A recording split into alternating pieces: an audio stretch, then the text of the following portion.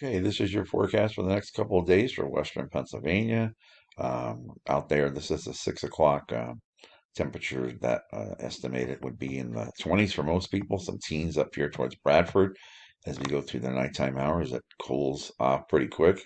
Here's midnight. At midnight, you got a lot of teens out here. You got a 10 up by Bradford. I mean, it's cold, even in the highest elevations of Laurel Highlands. It's getting pretty cold as we go through the night. As we get to around 11, 7 o'clock in the morning, you can see everybody's bottomed out from 10 to 15 degrees basically across the area.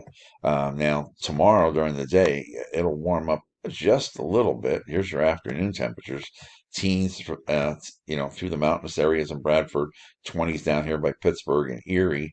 The thing you got to keep in mind tomorrow, but that storm that faked us out and went south is off the coast, but this is an upper level low. So around 5 o'clock in the morning, it's right on the doorstep of Pennsylvania.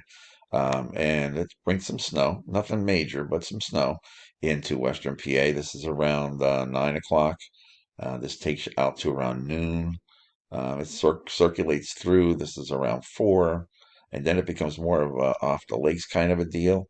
And you can see up here it's a little bit heavier off the lakes. This is around midnight Thursday night, and it starts to die off and it becomes lighter and lighter as you go through Friday. Um, there is accumulations with this. There you go, right there. Mostly everybody's in the 1 to 2 inch range. The highest elevation is 3, and then this is the lake effect up here by Erie that gets more. And that's really a lot of that falls from the squalls that are going to come off the lakes in the beginning, and they could get 6 inches or so up there. So that's kind of your update for that. Now, as we get into the weekend, let's see if we can make this work. Okay, so that was Friday. Now this takes you to Friday afternoon, right here, and then you can see your temperatures overnight. Um, then they're not going to go that far down. Now this is midnight on Friday, and you can see temperatures are in the teens and 20s, pretty much the way they've been.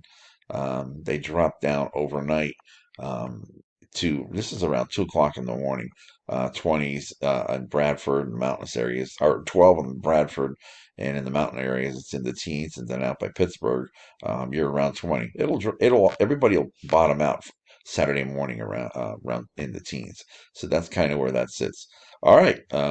Anything else I got to fill you in on is some of the maps are showing that this could be a storm out here in the beginning of March. But one of the things, and I read it from another meteorologist, and he's right.